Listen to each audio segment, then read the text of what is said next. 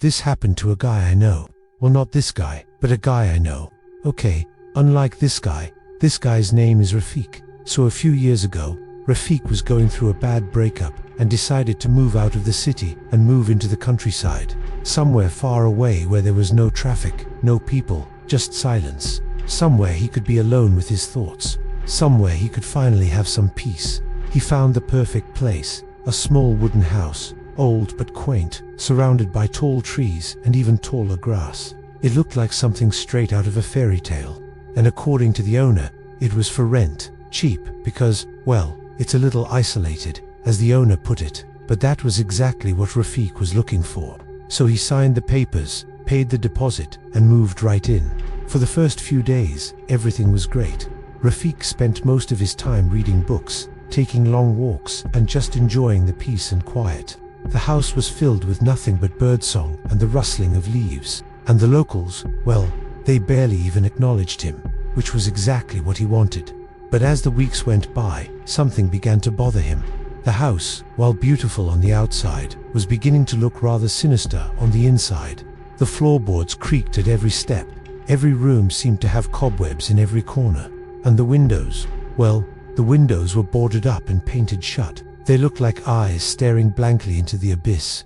And then there was the bedroom. The bedroom had two doors. One led to the hallway, the other was nailed shut from the outside. It was clear that whoever had locked it had done so with the intention of keeping whatever was behind that door trapped. And at first, it didn't bother Rafiq at all. He simply ignored it, until one day when he heard noises coming from behind it.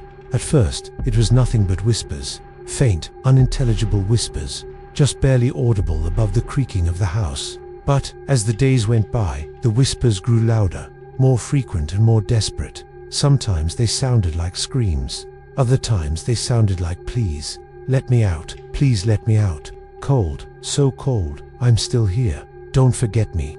Rafiq tried to ignore them. Really he did, but the whispers became relentless. Day and night they echoed through the house, driving him insane. Sleep became a distant memory, and sanity an impossible dream. The whispers followed him everywhere he went, even into the shower. Let me out, let me out, let me out. Then one night it happened. In the middle of the night, Rafiq was awoken by loud knocking coming from behind the door. At first it was slow and methodical, then faster, more frantic. It sounded like someone desperately trying to get out. And that was it. That was his breaking point. Adrenaline surged through his veins, and he sprang out of bed. He didn't care anymore. He grabbed the nearest crowbar, an old rusty one that had been leaning against the wall, and charged towards the door.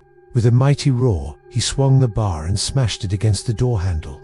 It was old and rotten, and splintered wood gave way to the force of his attack, and the door swung open. Behind it, however, there was nothing but darkness, and as he peered into the blackness, he noticed a staircase spiraling down into the darkness. Cautiously, he descended the stairs. The door slammed shut behind him with a deafening crash, and he found himself in total darkness. A single shaft of moonlight sliced through a crack in the ceiling, illuminating dust motes dancing in the stagnant air. And then he heard a voice, barely a whisper, yet it seemed to echo around him. You opened it. Its tone was flat, devoid of any emotion, but there was something else in its voice, something that sent a shiver down Rafiq's spine. It was a voice that had been waiting, watching, and now it was speaking. You stay. After that, Rafiq was never seen again. Some say he vanished into thin air, others that he was taken. But the truth is, no one knows what really happened to him. All we know is that whenever a new tenant moves into that house, they hear the same thing. In the middle of the night, when the wind is howling and the rain is pouring, they hear a soft tapping sound coming from the second door, the one that's nailed shut from the outside. A tapping that slowly drives them insane, just as it did to Rafiq. Tap, tap, tap.